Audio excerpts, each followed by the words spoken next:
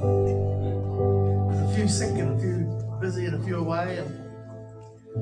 But yeah, it's great, isn't it? Yes. You have a nice time in Wellington? Cool. All sort of anyway. Excellent. Wonderful. To Helen 145. I will exalt you, my God, the King, and I will bless your name forever and ever. Every day I will bless you and praise your name forever and ever. Great is Yahweh, and greatly to be praised. His greatness is unsearchable. The one generation will praise your works to another and declare your mighty acts. I will meditate on the glorious splendor of your majesty and your wonders. They will speak of the might of your awesome deeds, and I will proclaim your greatness. They'll be poured out the renown of your great goodness and sing joyfully of your righteousness. Yahweh is gracious and compassionate, slow to anger, and great in loving kindness. Yahweh is good to all. Let's rise together.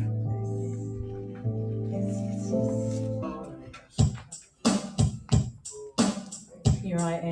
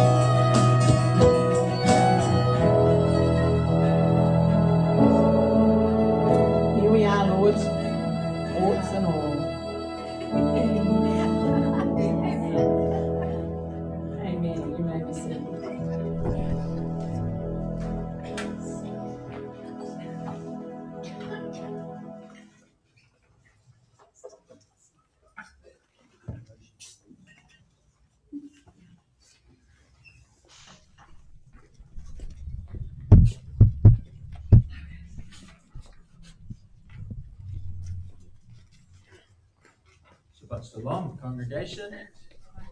Hope everyone's had a good week. I don't know about you, but I missed meeting together last week. I really did. Yeah. So starting in Genesis 6, verses 9, the story of Noah.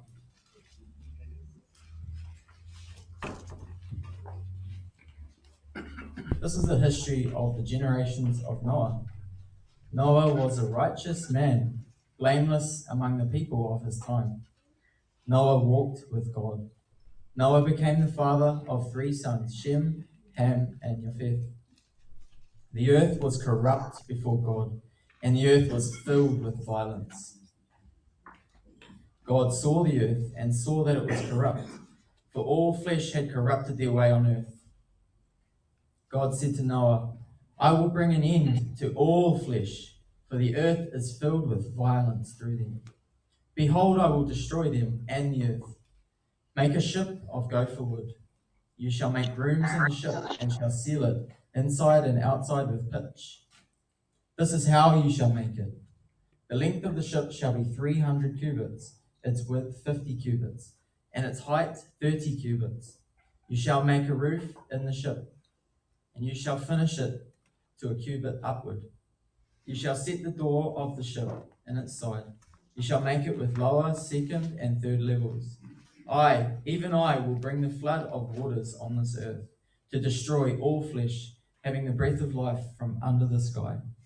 Everything that is in the earth will die, but I will establish my covenant with you.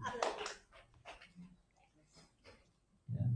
You shall come into the ship, you, your sons, your wives, your sons' wives with you, of every living thing of all flesh. You shall bring 2 of every sort into the ship, to keep them alive with you.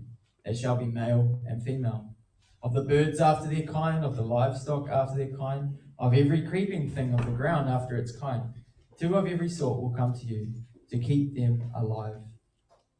Take with you some of all food that is eaten, and gather it to yourself, and it will be for food for you and for them. Thus Noah did. He did all that God commanded him.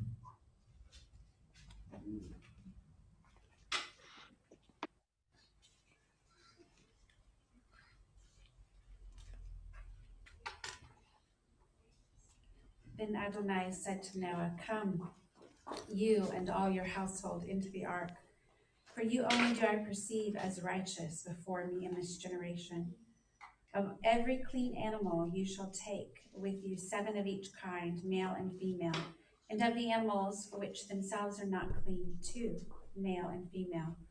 Also of the flying creatures of the sky, 7 of every kind, male and female, to keep offspring alive on the face of the whole land. For in 7 more days I am going to make it rain upon the land 40 days and 40 nights, and I will wipe out all existence that I made from the face of the ground. So Noah did all just as Adonai commanded him. Now Noah was 600 years old when the flood came, water upon the land. So Noah, his sons, his wife, and his sons' wives entered the ark because of the floodwaters. Of the clean animals and unclean animals, the flying creatures and everything that crawls on the ground. 2 by 2 they came to Noah into the ark, male and female, just as God commanded Noah. After the 7 days the floodwaters were upon the land, in the 600th year of Noah's life. In the 2nd month, on the 17th day of the month, on this day, all the water sources of the great deep burst open, and the windows of the sky were opened. Then there was rain upon the land for 40 days and 40 nights. On that same day, Noah, along with Noah's sons, Shem, Ham, and Japheth, Noah's wife and their 3 wives of Noah's sons with them, entered the ark, they and every animal according to its kind, and all the livestock according to its kind, and every crawling creature that crawls on the land according to its kind, and every flying creature according to its kind. Every bird, every winged creature, so to Noah and into the ark they went by 2s, all flesh, in which was the spirit of life. Those that came, male and female, all of the flesh, came just as God commanded him. Then Adonai shut him in. The flood was 40 days upon the land, and the waters increased and lifted the ark, so that it rose above the land. The waters overpowered and became very mighty over the land, and the ark drifted on the surface of the water. The waters completely overpowered the land, so that all the high mountains beneath the entire sky were covered. The waters rose, 15 cubits higher as the mountains were covered. All flesh perished, those that crawl on the land, the flying creatures, livestock, wild animals, all creatures that swarm upon the land, and all humankind. Everything that had breath, the spirit of life in its nostrils, everything on dry land died. So he wiped out all existence that was upon the surface of the ground, everything from people to livestock to crawling creatures and to flying creatures of the sky. They were wiped out off the land. Only Noah and those with him in the ark survived. The waters overpowered the land for 150 days.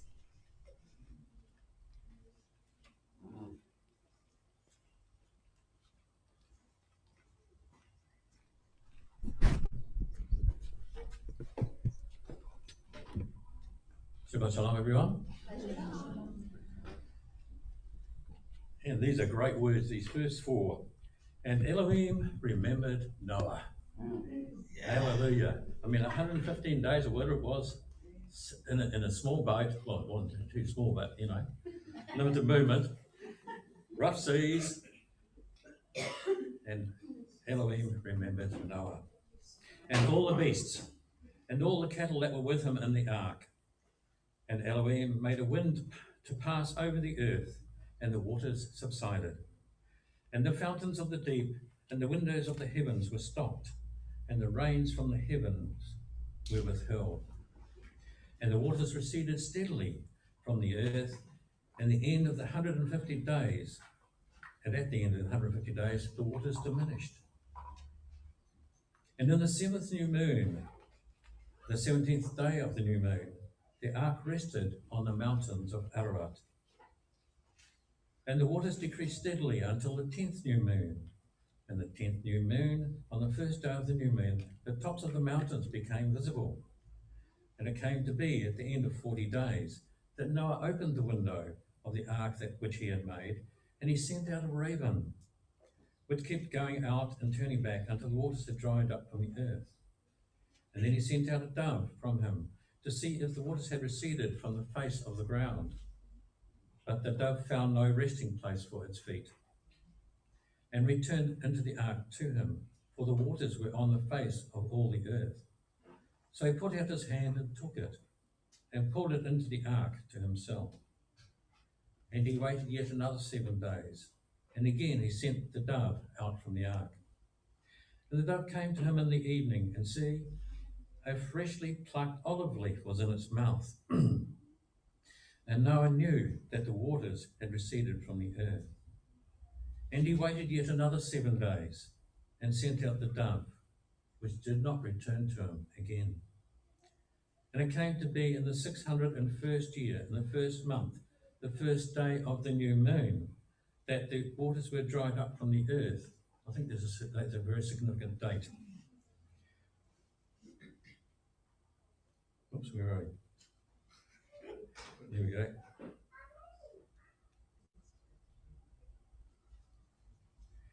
And Noah removed the covering of the ark and looked, and saw the surface of the ground was dry. And in the second new moon, on the 27th day of the new moon, the earth was dry.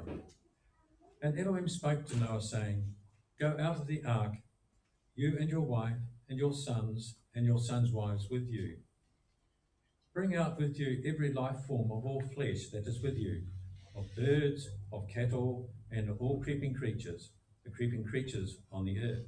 And let them teem on the earth, and bear an increase on the earth. So Noah went out, and his sons, and his wife, and his sons' wives with him. Every beast, every creeping creature, and every bird, whatever creeps upon the earth, according to their kinds, went out of the ark. And Noah built a slaughter place to Yahweh, and took of every clean beast, and of every clean bird, and offered ascending offerings on the slaughter place. And Yahweh smelled a soothing fragrance, and Yahweh said in his heart, Never again shall I curse the ground because of man, although the inclination of man's heart is evil from his youth, and never again strike all living creatures as I have done, as long as the earth remains, seed time and harvest, and cold and heat, and summer and winter, and day and night, they shall not cease. Amen.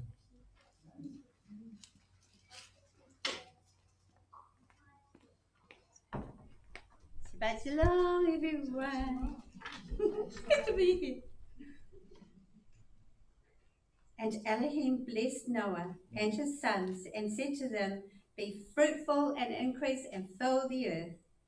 And the fear of you and the dread of you is on every beast of the earth, on every bird of the heavens, and on all that creeps on the ground, and on all the fish of the sea. Into your hand they have been given.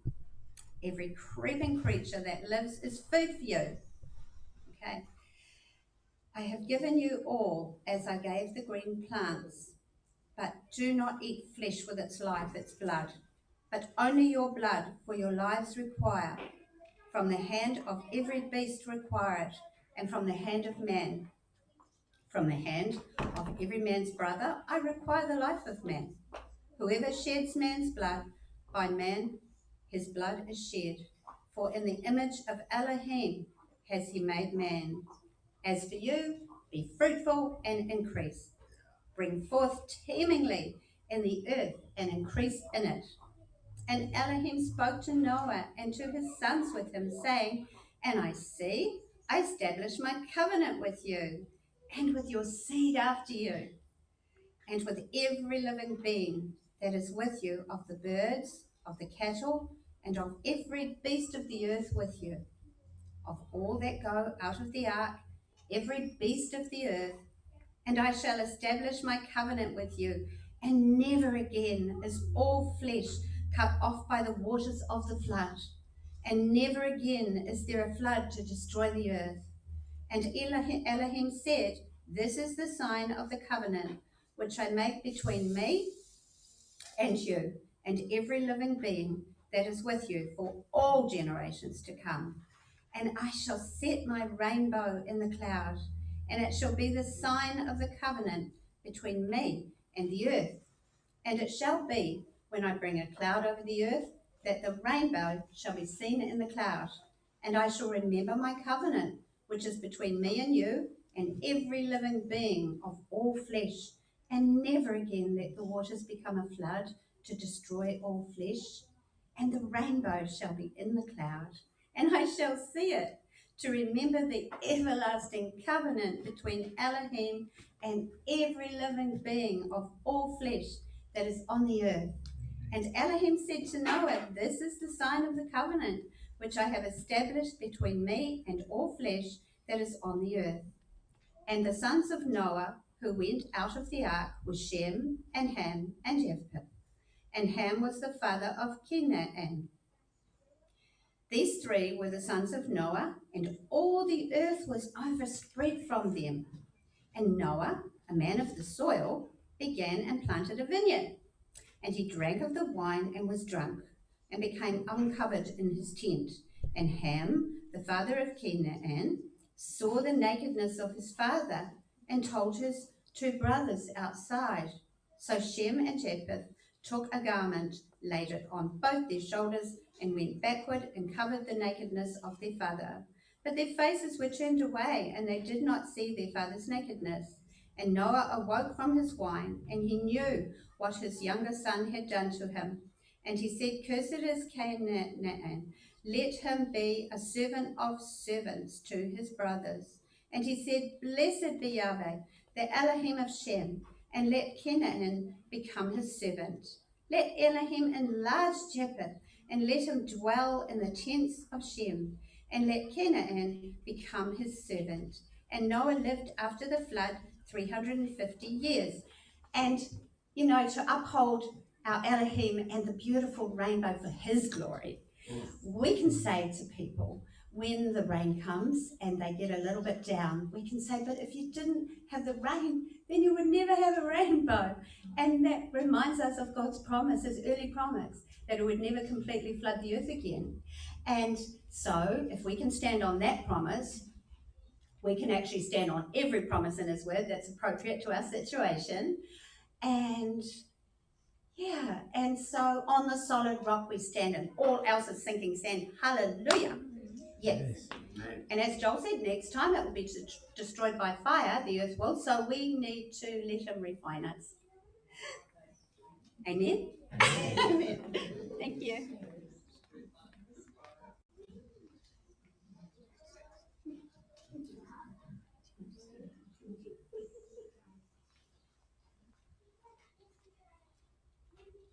Shabbat Shalom. Here is the genealogy of the sons of Noah. Shem, Ham, and Japheth. Sons were born to them after the flood. The sons of Japheth were Gomer, Magog, Madai, Yavan, Tubal, Meshech, and Tiras. The sons of Ham were Cush, Mitzrayim, Put, and Canaan. The sons of Cush were Seba, Havilah, Saphta, Ramah, and Shapta. The sons of Ramah were Sheba and Dedan. Then we're going over to verse 20. These were the descendants of Ham, according to their families and languages, in their lands and their nations. Children were also born to Shem, ancestor of all the descendants of Eber and all the brother of Japheth. The sons of Shem were Elam, Ashur, Arpachshad, Lud, and Aram. The sons of Aram were Uz, Hul, Geter, and Mash. Arpachshad fathered Shelah, and Shelah fathered Eber. To Eber were born two sons. One was given the name Peleg, division, because during his lifetime the earth was divided. His brother's name was Yoktan. And then the last verse, these were the families of the sons of Noach, according to their generations, in their nations. From these, the nations of the earth were divided up after the flood. Well done. Good Alexis to go with it. Yeah, that's so cool. Sounds good. Are you okay with that? Or Yeah, you want to do it? Beautiful. it's all wonderful.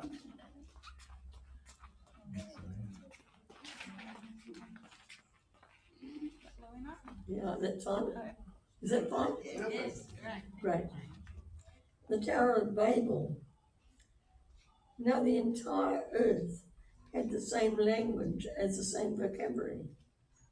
And when they travelled eastward, they found a valley plain in the land of Shinar and settled there. They said to one another, "Come, let us make bricks and bake them until they are hard." So they used bricks for stone and tack and tar for mortar. Then they said, "Come, let us build ourselves a city with a tower whose top reaches into heaven.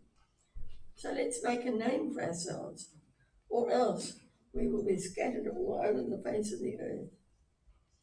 Then Adonai came down to see the city and the tower that the sons of man had built. Adonai said, "Look at the people are one, and all of them have the same language. So this is what they have begun to do. Now nothing they plan to do will be impossible. Come, let us go down and confuse their language, and there, so that they will not understand each other's language." So Adonai scattered them from there over the face of the entire earth, and they stopped building the city. This is why it is named Babel, or Babel, because Adonai confused the language of the entire world there, and from where Adonai scattered them over the face of the entire world. Now we go down to 26. Terah, who was Abraham's father, lived 70 years when he fathered Abram, Nahor, and Haran. These are Terah's genealogies. Terah fathered Abram, Nahor, and Haran. Haran fathered Lot. Haran died before Terah, his father, in the land of his birth in the Ur of the Chaldees. Abraham and Nahor took their wives with them, and the name of Abraham's wife was Sarai, and the name of Nahor's wife was Milcah, the daughter of Haran, father of Milcah and Iscah. Sarai was barren. She did not have a child. Terah took Abram his son, and Lot, Haran's son, and his grandson, and Sarai his daughter-in-law, his son Abram's wife. And he took them out of the Ur of the Chaldeans to go up to the land of Canaan. And when they came to Haran, they settled there. Terah's days were 205 years, and Terah died in Haran. Beautiful.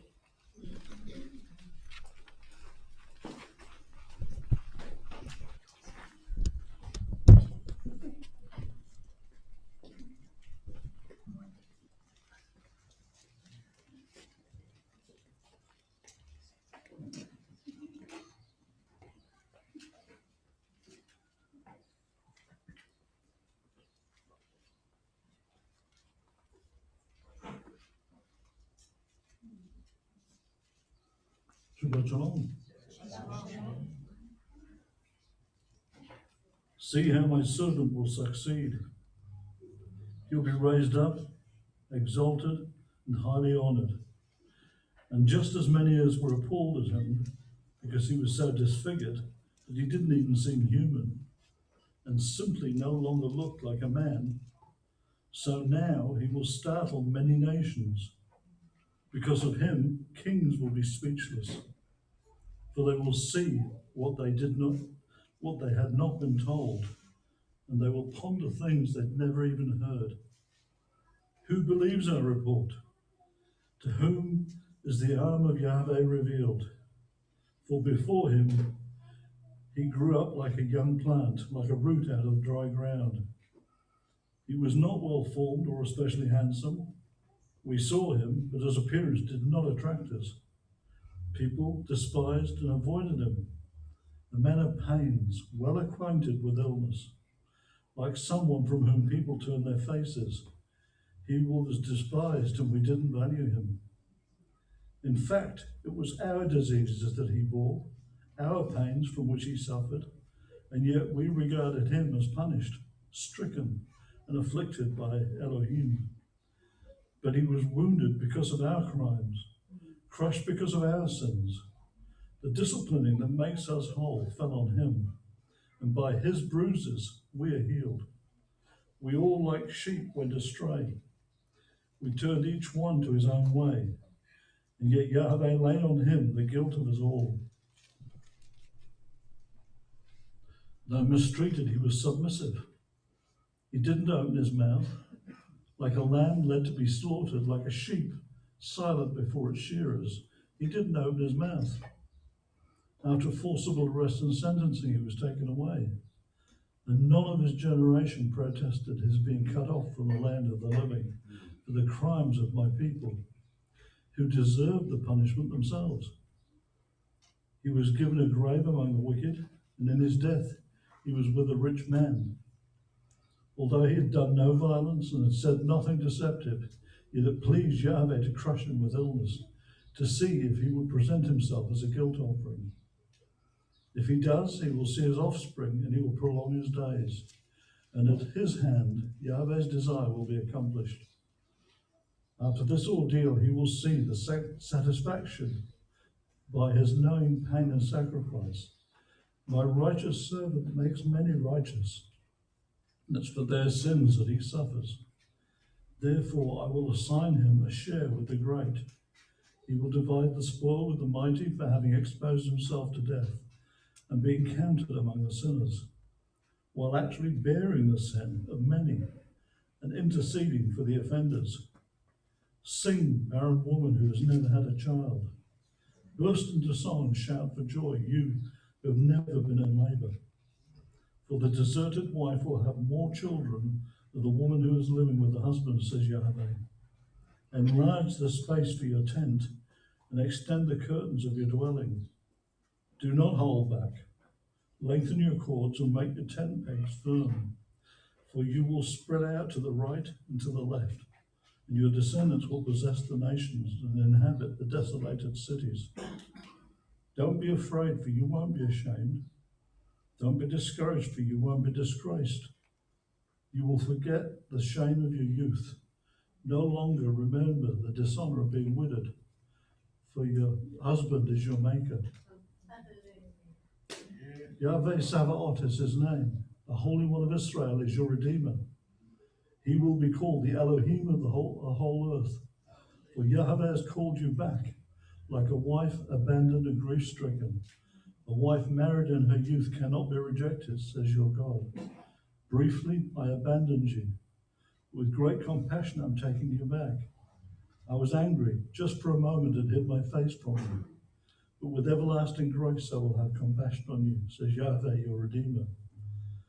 For me, this is like Noach's flood, just as I swore that no flood like Noach's would ever again cover the earth. So now I swear that never again will I be angry with you or rebuke you. For the mountains may leave and the hills be removed, but my grace will never leave you, and my covenant of peace will not be removed, says Yahweh, who has compassion on you. Amen.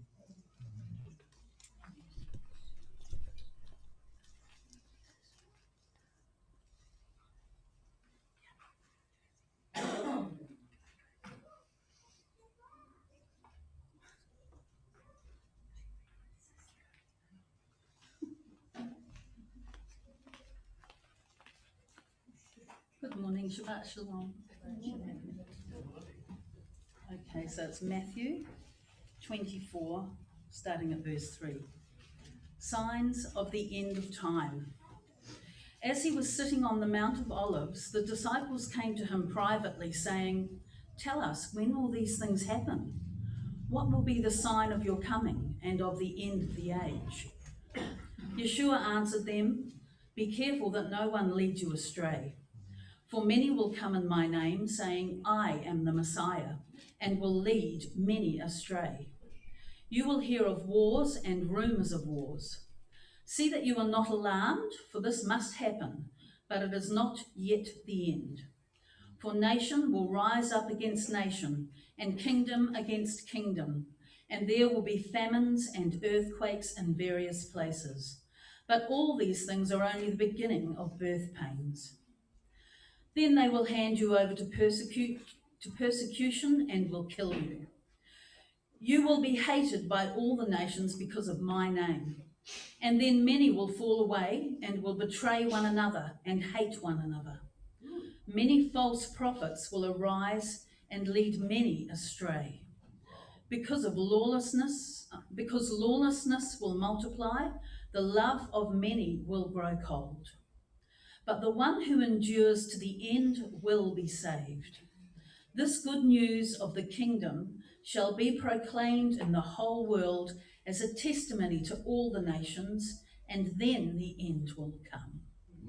So when you see the abomination of desolation, which was spoken of through Daniel the prophet, standing in the holy place, let the reader understand, then those in Judea must flee to the mountains.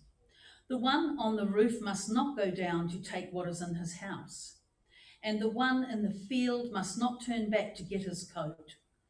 Woe to those who are pregnant and to those who are nursing babies in those days. Pray that your escape will not happen in winter or on Shabbat, for then there will be great trouble, such as has not happened since the beginning of the world until now, nor ever will. And unless those days were cut short, no one would be delivered. But for the sake of the chosen, those days will be cut short." I think that's it.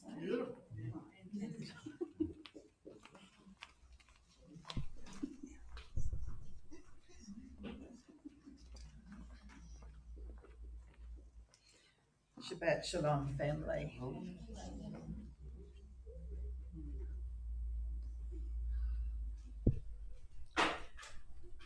At that time, if someone says to you, "Look, here is the Messiah," or "There he is," don't believe him, for there will appear false messiahs and false prophets, performing great miracles, amazing things, so as to fool even the chosen if possible. There I have told you in advance. So if people say to you, "Listen, he's out in the desert," don't go or look. He's hidden away in a secret room. Don't believe it, for when the Son of Man does come, it will be like lightning that flashes out of the east and fills the sky to the western horizon. Wherever there is a dead body, that's where you find the vultures. But immediately following the trouble of those times, the sun will grow dark, the moon will stop shining, the stars will fall from the sky, and the powers in heaven will be shaken. Then the sign of the Son of Man will appear in the sky.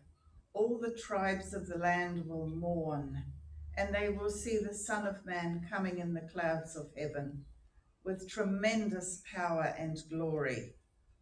He will send out his angels with a great shofar, and they will gather together his chosen people from the four winds, from one end of heaven to the other.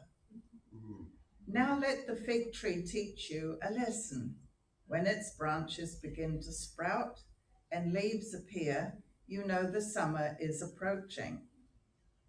In the same way, when you see all these things, you are to know that the time is near, right at the door. Yes, I tell you that this generation will certainly not pass away before all these things happen. Heaven and earth will pass away, but my words will never pass away. Sorry, got a little bit further to go. But when that day and hour will come, no one knows, not the angels in heaven, not the Son, only the Father. For the Son of Man's coming will be just as it was in the days of Noah. Back then, before the flood, people went on eating and drinking, taking wives and becoming wives, right up till that day. Noah entered the ark, and they didn't know what was happening until the flood came and swept them all away. It will be just like that when the Son of Man comes. Then there will be two men in a field. One will be taken and the other left behind. There will be two women grinding flour at the mill. One will be taken and the other left behind. So stay alert, because you don't know on what day your Lord will come. But you do know that had the owner of the house known when the thief was coming, he would have stayed awake and not allowed his house to be broken into. Therefore, you too must always be ready, for the Son of Man will come when you are not expecting him.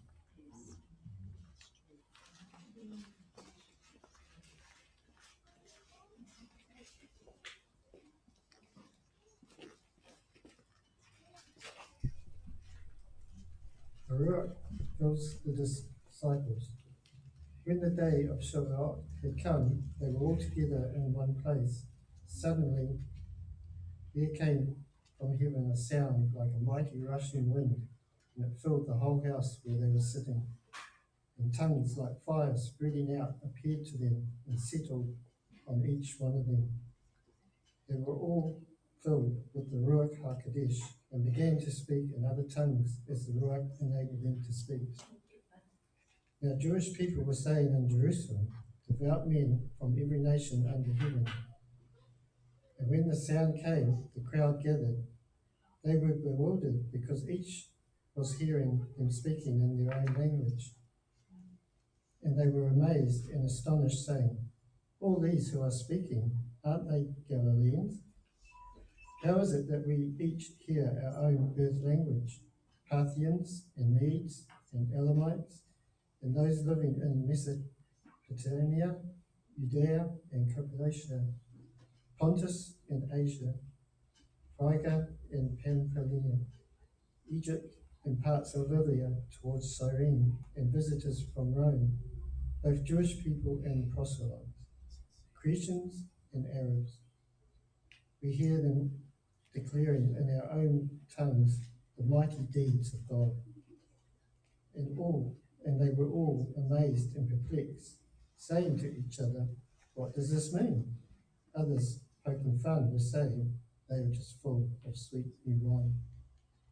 But Peter, standing with the 11, raised his voice and answered them, addressed them, Fellow Judeans, and all who are staying in Jerusalem, let it be known to you, and pay attention to my words. These men are not drunk, as you suppose, for it is only the 3rd hour of the day. But this is what was spoken about through the prophet Joel. And it shall be in the last days, says God, that I will pour out my Ruach HaKodesh on all flesh. Your sons and your daughters shall prophesy. Your young men shall see visions, and your old men shall dream dreams. Even on my slaves, male and female, I will pour out my Ruach in those days, and they shall prophesy. And I will give wonders in the sky above, and signs on the earth beneath, blood and fire and smoky vapor. The sun shall be turned into darkness, and the moon to blood, before the great and glorious day of Adonai comes. And it shall be, everyone who calls on the name of Adonai shall be saved. So good. I think that was so fun because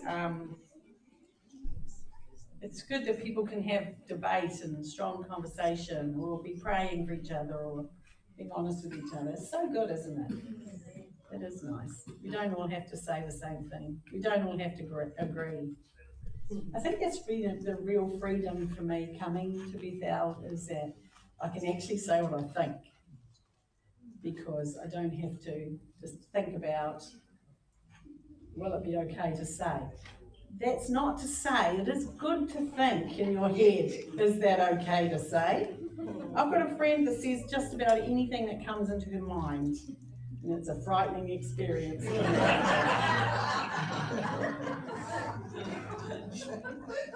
I don't want to know everything that's going on in your head, and you certainly don't want to know what's going on in mine at times. So, I don't think I've ever spoken on, well, it's not profound, but I don't think I've ever spoken on Noah. I'm not like Jeff, who you've probably spoken on every parashah there is. Yeah, and I think Joel has too, Joel. Yeah. So when someone like me who hasn't prepares something for people who have, it's kind of scary. But I know that you love me, and I do appreciate the way you listen, and some of you don't always agree with what I say, and that's okay too. I like it, actually, because it makes me think about other things.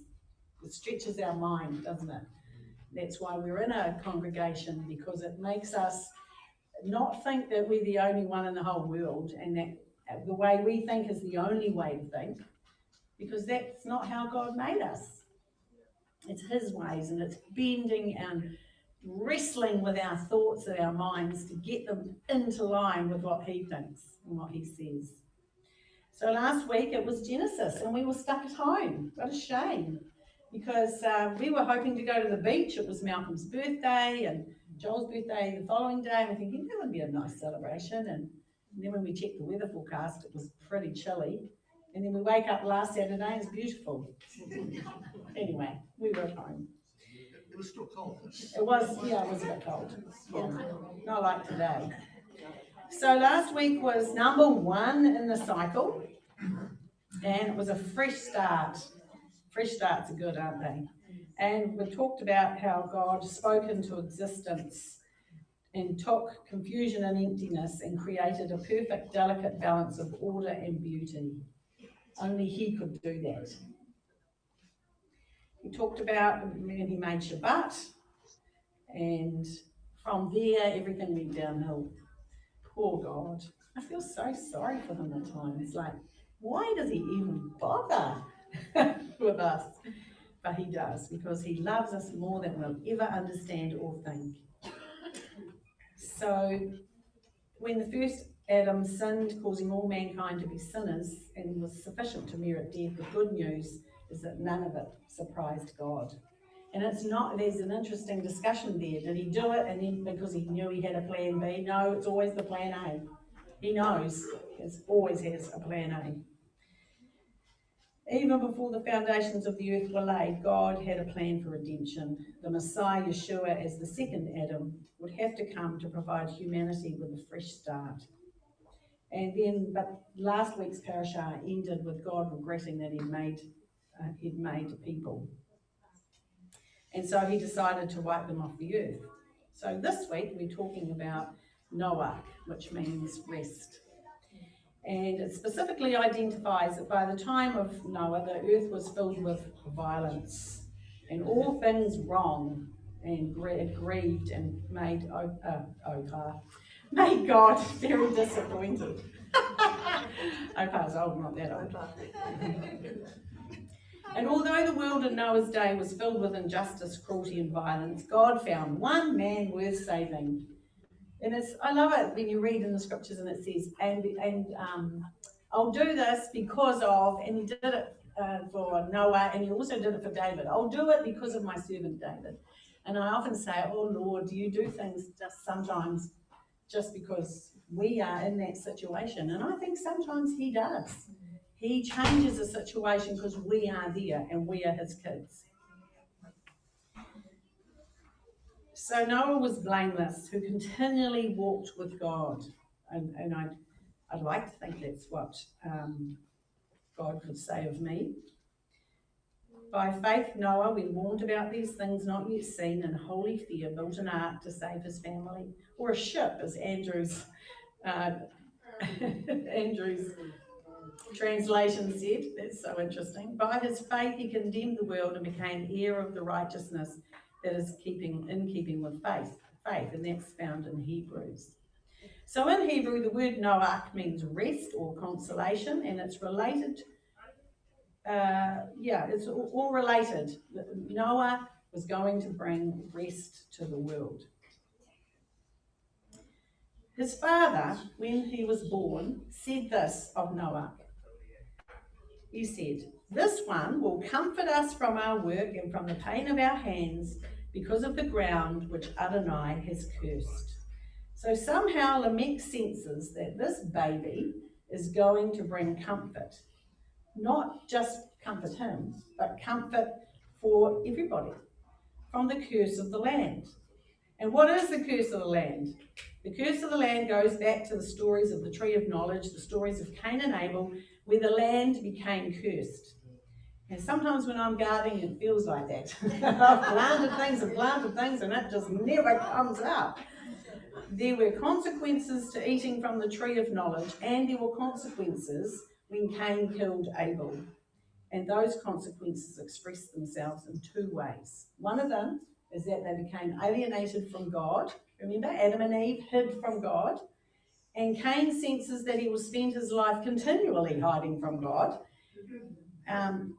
Where it says in Genesis 4, "My iniquity is too great to bear, since you expelled me today from the face of the ground, and I must be hidden from your presence. Then I will be a restless wanderer on the earth.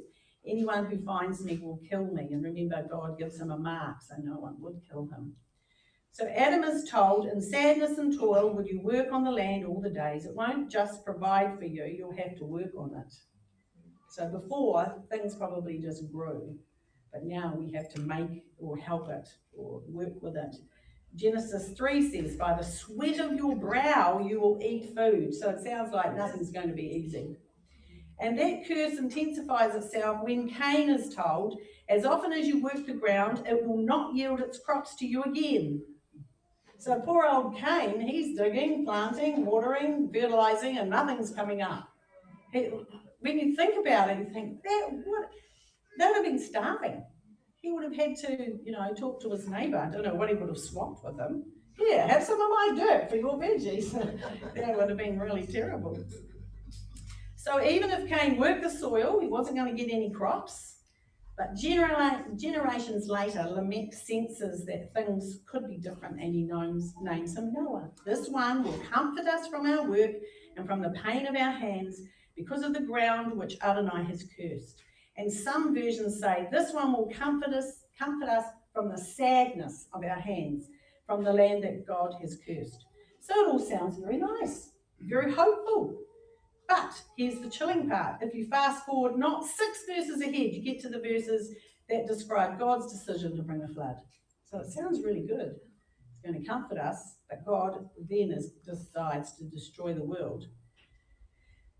In Genesis 6:6, Adonai regretted that he'd made mankind on the earth. Oops.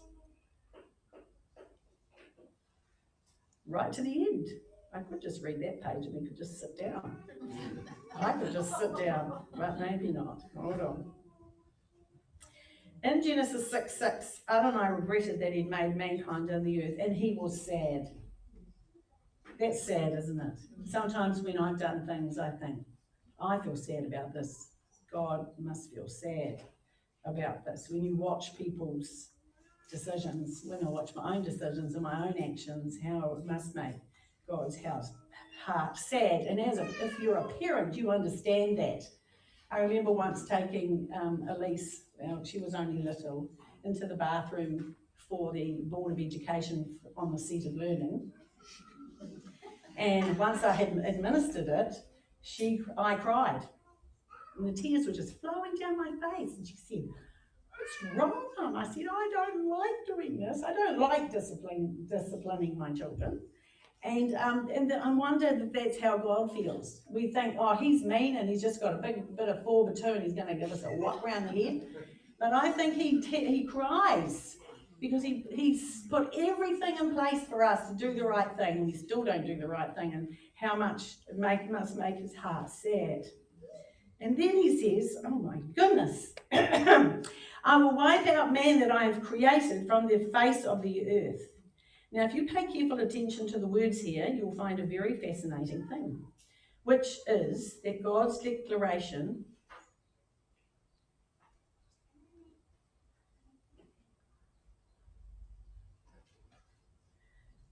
it's God's declaration. Okay, so can you put my notes up there, Malcolm? Okay, so we're going to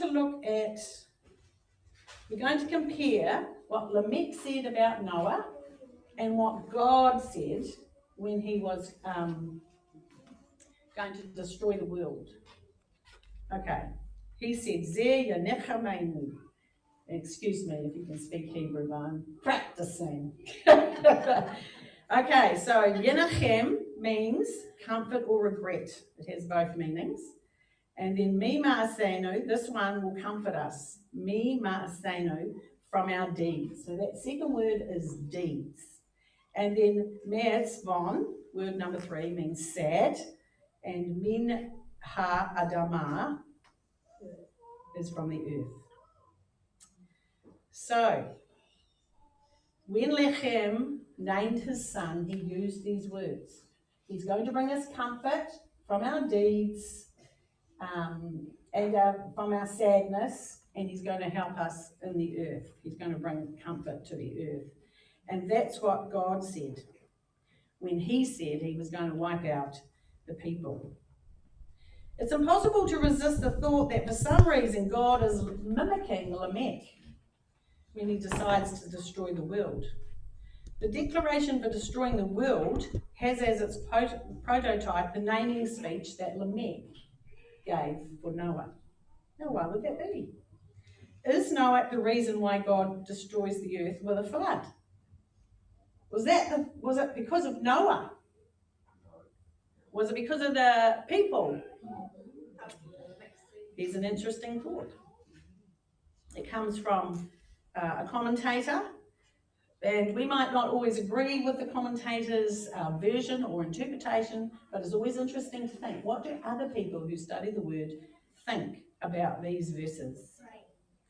Lamech said, this one, Noach, will comfort us, and that's why he's named Noah, Yenachem, to comfort.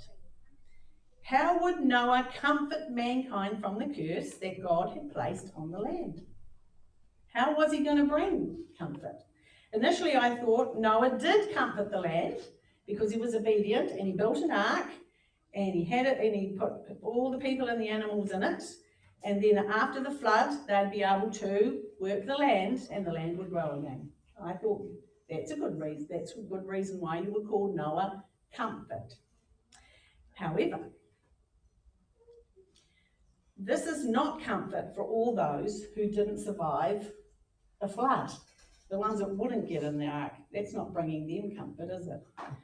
What kind of comfort could Noah bring for those who worked the land in pain because Adonai had cursed the ground? The work God intended from the beginning so they could eat had turned into pain and toil because of their sin. What could Noah do about working the land and the pain of their hands? Well, the thought is that Lamech saw prophetically that Noah was the creator of the plough. Just a thought. So that would help the toil of their hands and would help them work the ground, and so he would bring comfort to the people. But perhaps this is the straw that broke the camel's back, because these people would have been looking to Noah and the plough for their comfort. Who should they have been looking to for their comfort? That's right. And it's the same with us, isn't it? We put things in our lives because we want comfort. And God puts people in our lives to give us comfort.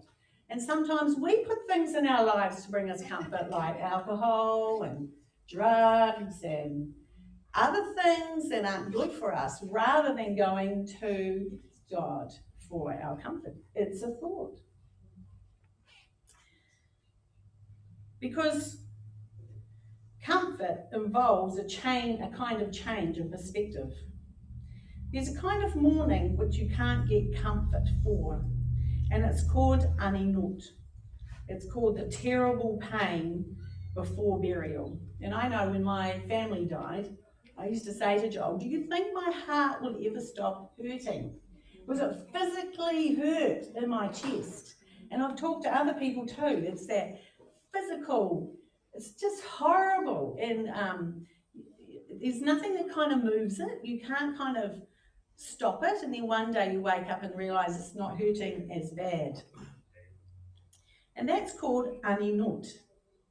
But after burial, there's a new kind of mourning, and it's called avilut. And it's the same word as aval, which means but. Stay with me here. An aval, a mourner, asks himself the question, when you're in terrible pain and you had loss, you ask the question, why did this happen to me? How could this have happened? And the only thing that we can do is ultimately, once the pain is subsiding, we have to say to ourselves, but it happened. And aval is the but. It happened, it happened. And the way God helps us bring healing is that he brings his comfort that brings perspective into our lives, doesn't it? Time brings perspective. Thankfully, I don't live with this physical aching in my heart, because otherwise we'd all have it, wouldn't we? Most of us have lost someone that we've loved. And so God brings that comfort to us. We have to have a change of perspective, and it's a willingness to accommodate the uncomfortable reality. So Lamech said, this one will comfort us. He's going to create the plough that will allow us to live, to accommodate ourselves to an uncomfortable reality. Why is it so sad that we'd have to work on the land, that he would have to work on the land, that the people would, that they would have to work the land by the sweat of their brow and eat it in sadness? What's sad about work? Well, the answer is, when work is work, it's not sad. But when work is toil, when work is thankless, when you've worked and worked and worked and you can't see anything for your work, which is probably how Adonai feels about us at times. I've worked and worked and I've given them this and they still can't see any fruit from my labours. There's a futility involved, isn't it? And the sadness is a reminder that things could be different. Because the curses not only curse the ground, it cursed our relationship with him. It alienated us from God. And all these people in that time hid from God. And when they worked the land, it was no longer gave its power to them, because they just had to work and it was fruitless. And we have become alienated from our Creator in the wake of the tree of knowledge. And then the alienation grew when Cain and Abel, that incident with Cain and Abel. So why do you make curses that alienate men from God? Why did he do it? Why did God do it? Because he wanted us to come back to him. That's why he puts things in our lives, isn't it? It's called a homing beacon, that place in our heart that the more bad things happen to us, the more we're meant to face him, cling to him, go to him, because he is our comforter. And the more we don't, we sometimes just put other things in our lives to try and make the pain go away. The curse makes, God's curse on the land made us understand the consequence of our sins. And sometimes we don't want the consequences, or we don't think that we deserve the consequences of our sin, because there's grace and forgiveness. The underlying reason why God destroyed the world is when God says the time has come. That doesn't make sense, Sharon, that sentence. It comes when we find comfort in all the wrong places. It comes when we find comfort in a plough. The plough is a technological solution to a spiritual problem. It's a way of taking drugs, so you don't have to feel sad anymore. We can work the land with the plough. We can accommodate ourselves with this uncomfortable reality. We don't have to deal with the alienation anymore. We could just become accustomed to it, be comforted by our plough. And it's at this moment that God says, you say that you'll comfort yourselves with the creation of the plough. You're giving up on our relationship. There's no way that you'll ever come back. I've no choice but to start again. It's just a thought. And God uses the exact same language that mankind used to comfort themselves with the plough to start all over again. It must be noted, however, that Noah's ark guaranteed only their physical salvation, not their spiritual destiny. The ark foreshadowed the protection of the Israelites through the blood of the Lamb on the doorpost of Egypt. It also did not guarantee those who survived because of the blood would make it to the promised land. Every person determined their own entry into that land. Again, they had to be obedient. Tragically, just as most of the people perished in the flood, the vast majority of the children of Israel who died in the wilderness, it was due to their unbelief. And we know only Caleb and Joshua had the right to enter the promised land.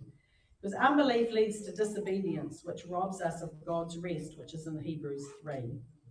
We're really naturally selfish creatures, aren't we?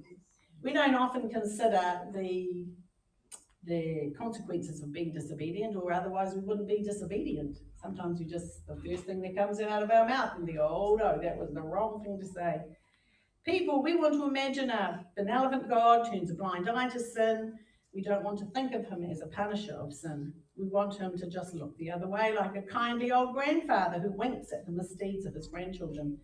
But the Bible says righteousness and justice are the foundation of God's throne. That's in Psalm 89. In other words, God's kingdom is founded on justice. Since God is the very standard of justice, he cannot be unjust. For him to leave sin unpunished would be unjust. I don't know if any of you saw Alfred Naro standing on the steps of Parliament this week as he said goodbye. These are not his exact words, but this is what he said. This is the context of what he said. He said, I'm standing here between the Supreme Court and St. Paul's Anglican Church because God put this place here so that we would learn to live in justice and in righteousness. Justice is putting things right. Righteousness is acting right and doing right. And then he quoted Amos 5. Take away from me the noise of your songs. I will not listen to the melody of your harps. He listens to you, Sue. But let justice roll like water and righteousness like an ever-flowing torrent. Justice and righteousness together. They have to be together. And this is the problem with sin. It attracts judgment. And in the days of Noah, the sin of humanity was so great that justice demanded God take action against it. The easiest thing for God to do would have just to blot out the whole universe and just do creation all over again. He could have just shut the entire thing down, but he chose to fix the world. And in Judaism, fixing the world is an important concept. The world is broken and needs to be fixed. It's just sad that when he tries to fix it, or when we, in his name, try to fix it, people don't always appreciate that. It does sound like the world would welcome us, but they don't. They don't want us to fix it according to God's word and his ways. People want to live the same sinful life and not to acknowledge God and his ways. So the faith of Noach is something of a parallel with our own walk with God. It's by faith that we inherit the promises, like Linda talked about, not by good deeds, though good deeds and obedience are essential. It's clear that Noach did not establish his faith only with words. He demonstrated it. He didn't just have faith in God. He built an ark, and his neighbours probably mocked him for the 100 years that it took him. And he was 600 years old when he started it. He was... And they'd never had rain, so they would have thought he was crazy. In the Haftarah, which Jeff read this morning, God confirms that he is Israel's husband and promises his everlasting kindness and deep compassion toward her. He compares his reproach to the waters of Noah. In the same way he promised to never bring a flood over the entire earth, he promises never again to rebuke Israel. He implores his people to forsake their evil ways and thoughts so that he can abundantly pardon. The outcome is a memorial, an everlasting sign, like the rainbow, that will never be cut off. The Lord is continuing to draw his people home.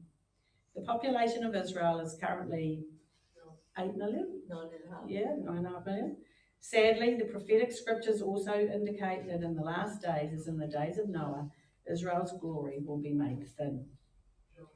A final judgment and destruction is coming on the world, but just as it was in the days of Noah, most continue on with life as normal, completely unaware of what's coming in Matthew 24.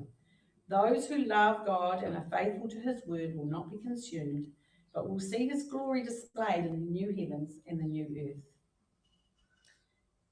We have to choose who our source is, don't we? We have to choose who our comfort is, who we will cling to in these last days.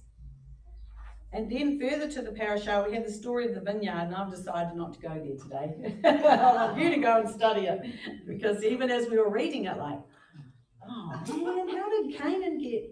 He got cursed because of his father's, what the father did, and then the grandson got cursed, and so you can have a look at that yourself. And also, it's always bothered me that Noah turned from being a farmer and a builder to building vineyards, and then he got drunk, and it's like, yeah, after the big, what was he doing? Having a midlife crisis at 600. That was a long voyage, it was.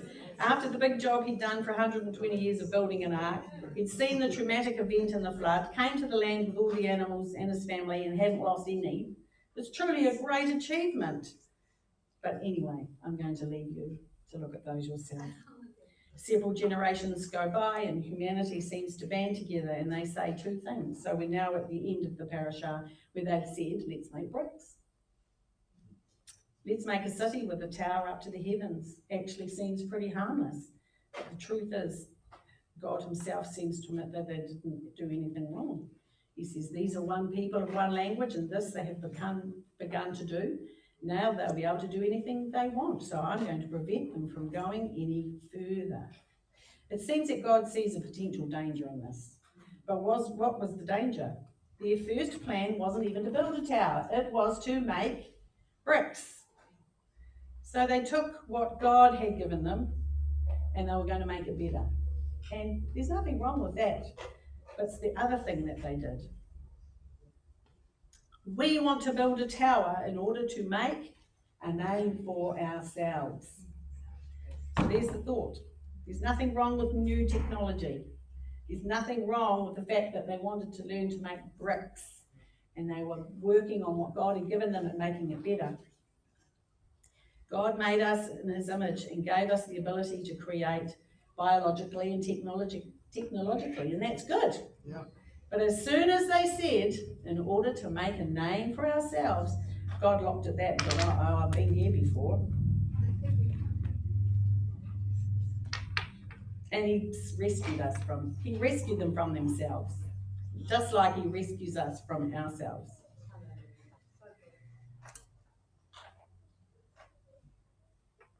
It's like when we do something, are we doing it to better the relationship that we have with God? They wanted to build a tower, but they wanted to make a name for themselves. So before it was too late, he intervened. He made sure the new world wasn't going to make the same mistakes as the pre-flood world.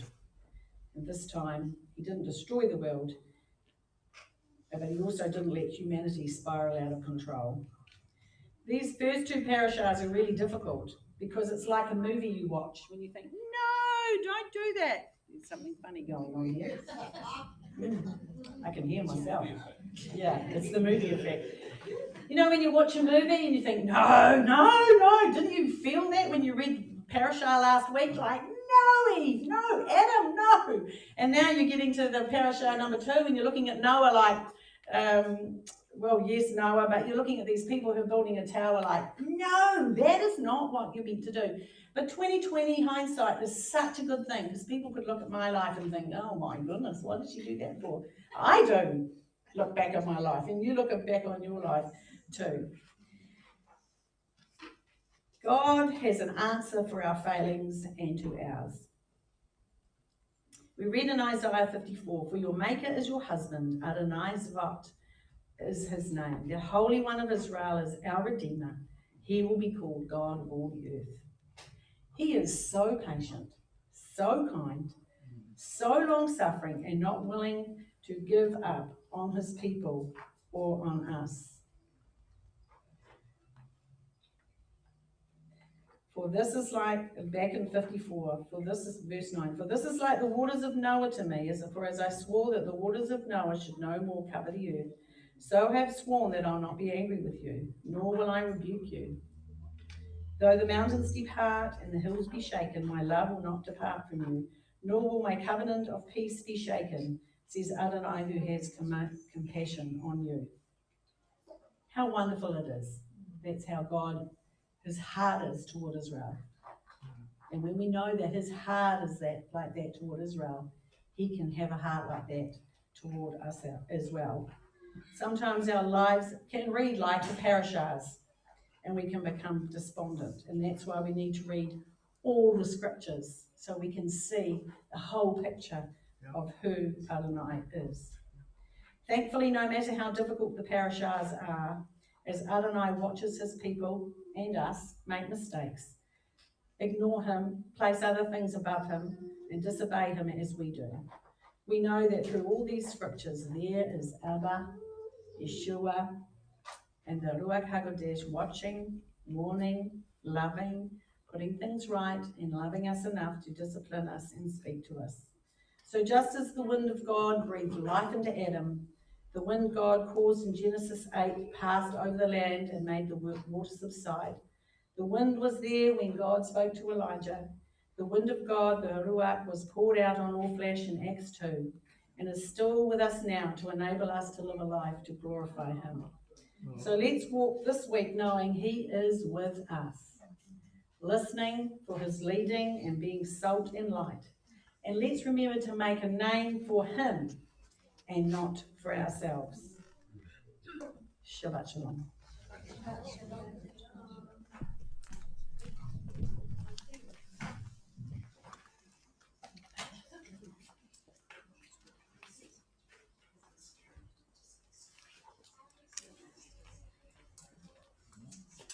We're going to sing. We're going to give thanks because he is good. And then we're going to have a blessing and a cup of tea.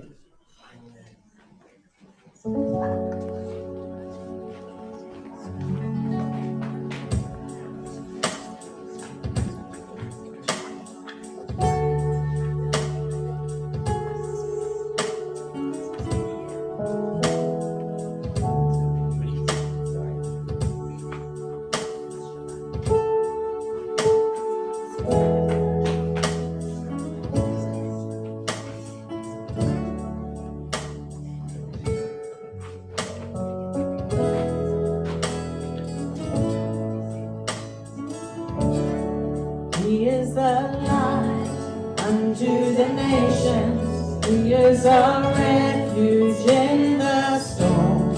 He is our peace in tribulation.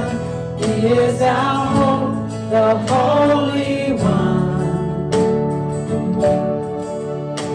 Hodu l'Adonai Kito, Ki le'am chaso. Hodu l'Adonai Kito.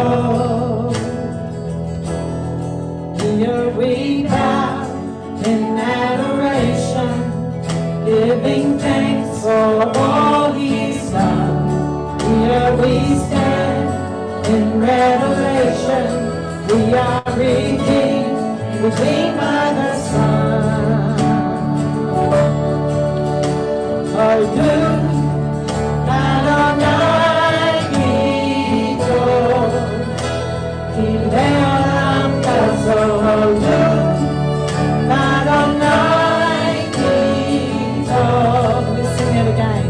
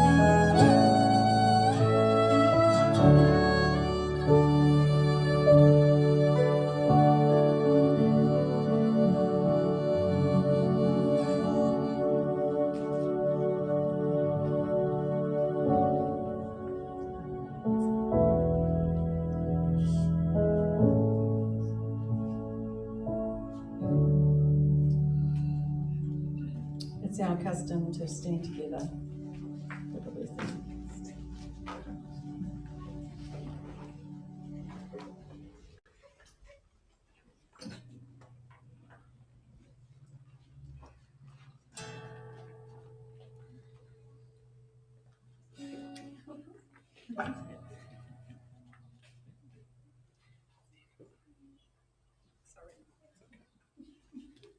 יברך אדוני וישמרך. יאר אדוני פניו אליך ויחונך. יישא אדוני פניו עליך, וישים לך, וישים לכם shalom. May the Lord bless you and keep you. The Lord make his face shine on you and be gracious to you. The Lord lift up his countenance upon you. And the Lord lift up his countenance upon all of us and give all of us his peace. Chazak, chazak, v'nit chazek. Be strong, and let us be strengthened. Amen.